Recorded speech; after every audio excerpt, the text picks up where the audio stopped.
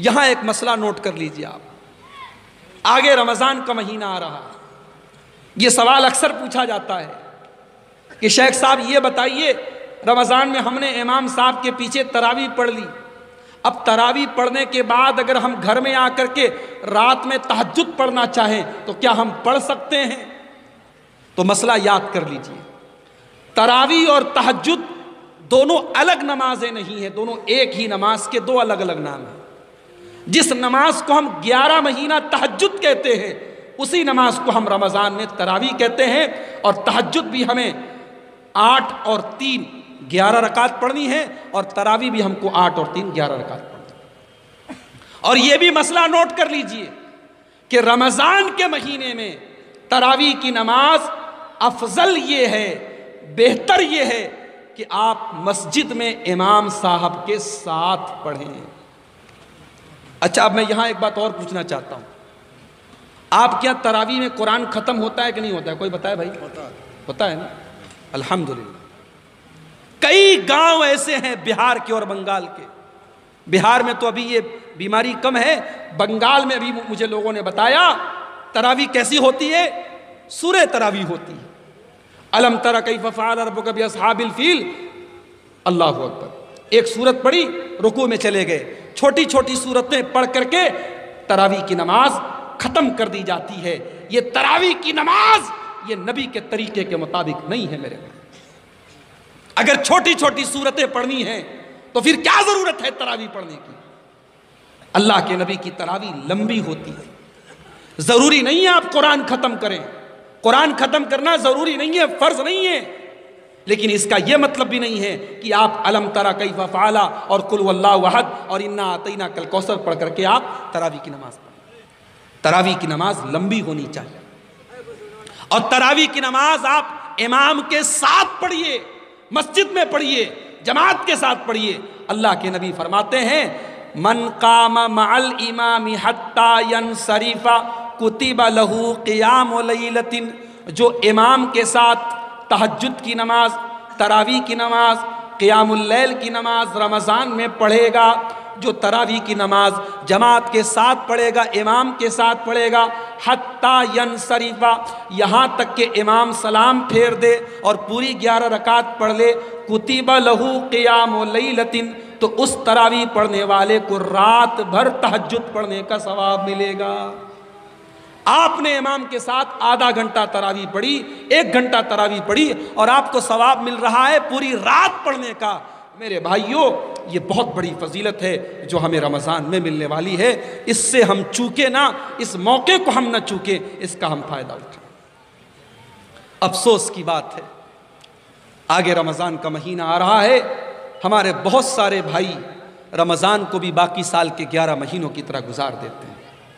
اللہ کے نبی نے بد دعا کی ہے، نام لے کر کے بد دعا کی ہے، رغیم انف رجل ادرک رمضان، اس انسان کی ناک مٹی میں مل جائے، اس انسان کا ستیہ ناش ہو جائے، وہ انسان برباد ہو جائے جو رمضان کا مہینہ پائے اور رمضان آ کر کے چلا جائے اور اس کے گناہوں کی معافی نہ ہو پائے، اس کے گناہوں کی بخشش نہ ہو پائے، اس انسان سے بڑا بد نصیب انسان کوئی نہیں ہے۔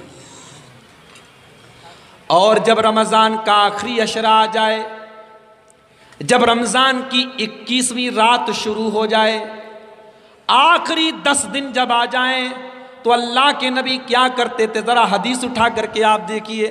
اماں عائشہ فرماتی ہیں جب رمضان کا آخری عشرہ آ جاتا تھا، اللہ کے نبی ایقظ اہلہ، اپنے گھر والوں کو جگایا کرتے تھے، اپنے گھر والوں کو جگایا کرتے تھے، وَأَحْيَا لَيْلَهُ، اور رات بھر آپ عبادت کیا کرتے تھے، وَشَدَّ مِيزَرَهُ، اور اللہ کے نبی اپنی کمر کس لیتے تھے، بہت محنت کرتے تھے، بہت عبادت کرتے تھے۔ تو میں نے جو آیت پڑھی تھی، اپنے آپ کو اور اپنے گھر والوں کو جہنم کی آگ سے بچاؤ، تو جہنم کی آگ سے بچانے کا بڑا بہترین موقع رمضان کی شکل میں ہمیں اور آپ کو مل رہا ہے۔ رمضان کے آخری عشرے میں خود بھی عبادت کیجئے اور اپنے بچوں کو، اپنی عورتوں کو، آپ ان کو بھی کہیے کہ وہ بھی اٹھ کر کے نماز پڑھیں، اور مسجد میں اگر آپ کے یہاں تراویح ہوتی ہے تو میں اپیل کروں گا کہ آپ مسجد میں عورتوں کے لیے بھی تراویح کا انتظام کیجئے۔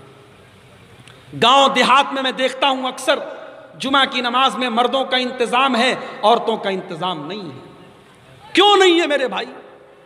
کیا آپ کو دین کی بات سننے کا حق ہے، عورت کو دین کی بات سننے کا حق نہیں ہے؟ عورتیں آج موبائل پر، انٹرنیٹ پر، ٹی وی پر دنیا بھر کی گندی چیزیں آج وہ دیکھ رہی ہیں جو ان کے ایمان کو خراب کر رہی ہے، جو ان کے اخلاق کو خراب کر رہی ہیں۔ آپ کے امام صاحب، آپ کے مولوی صاحب جمعہ کے دن آدھا گھنٹے کا خطبہ دیتے ہیں، اس میں دین کی باتیں بتاتے ہیں۔ کم سے کم وہ آدھا گھنٹے کی بات اگر آپ کے گھر کی عورتیں ہر جمعہ کے دن سنیں گی تو ان سے ان کے ایمان میں اضافہ ہوگا، ان سے ان کی اصلاح ہوگی۔ اس لیے میری اپیل ہے آپ سے، اگر آپ کے یہاں جمعہ کی نماز میں عورتوں کا انتظام نہیں ہے تو آپ انتظام کیجئے، اور ضرور عورتوں کو آپ شامل کیجئے۔ قُوا أَنفُسَكُمْ وَأَهْلِكُمْ نَارًا، اس کا تقاضا یہ ہے کہ آپ اپنے گھر والوں کو اور اپنے پریوار کو جہنم کی آگ سے بچائیں۔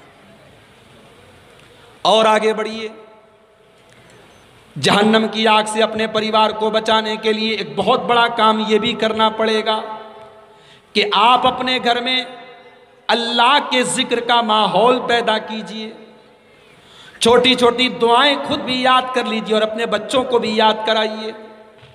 صبح جب آپ بستر پر سے اٹھیں تو بچوں کو سکھائیے کہ جب سو کر کے اٹھا جائے تو یہ دعا پڑھی جائے، الحمدللہ الذی احیانا بعد ما اماتنا والیہ النشور۔ جب کھانا کھانے بیٹھیے تو بسم اللہ پڑھیے، کھانا کھانے کے بعد دعا پڑھیے، الحمدللہ حمدا کثیرا طیبا مبارکا غیر مخفی ولا مودع ولا مستغنی عنہ ربنا۔ یہ دعا اپنے بچوں کو یاد کرائیے۔ رات میں بستر پہ سونے جانے لگیے تو بچے کو سنائیے، بیٹا آیت الکرسی پڑھ لو، بیٹا سورہ فلق پڑھ لو، بیٹا سورہ ناس پڑھ لو۔ بچوں کے سامنے دعا پڑھیے، گھر میں اللہ کے ذکر کا ماحول بنائیے۔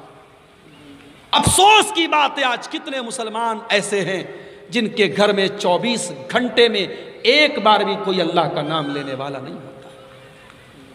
میرے پیارے ساتھیوں، جس گھر میں اللہ کا نام نہ لیا جائے، جس گھر میں اللہ کا ذکر نہ کیا جائے، وہ گھر زندہ نہیں ہے، وہ گھر مردہ ہے، مردہ۔ اللہ کے نبی فرماتے ہیں، مثل البیت الذی یذکر فیہ اللہ والبیت الذی لا یذکر فیہ اللہ مثل الحی والمیت۔ جس گھر میں اللہ کا نام لیا جائے وہ گھر زندہ ہے، اور جس گھر میں اللہ کا نام نہ لیا جائے وہ گھر مردہ ہے۔ اللہ کا نام لیجئے، اور ایک بہت آسان طریقہ آپ کو بتا رہا ہوں۔ جب بھی آپ گھر میں داخل ہوئیے بسم اللہ پڑھ کے داخل ہوئیے، اور جب گھر سے نکلنے لگیے تو یہ دعا پڑھیے، بسم اللہ توکلت علی اللہ لا حول ولا قوت الا باللہ۔